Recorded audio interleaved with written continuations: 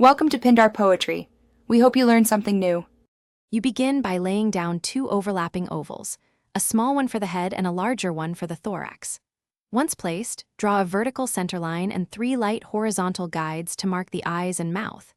Make sure proportions are balanced, head about 1/3 the thorax width, so the queenly look reads at a glance. Use very light strokes so you can refine shape later. This foundation determines posture, so get it tidy before progressing. Now build the character.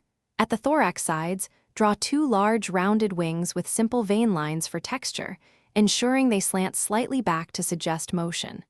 Add 2 curved antennae and a small, stylized crown perched on the head centerline. Draw an elongated, segmented abdomen with 3 forestripes. This creates the bee identity. Once done, place big friendly eyes on the horizontal guides and a small smile beneath. These facial choices make the queen look approachable yet regal. Finish by refining outlines.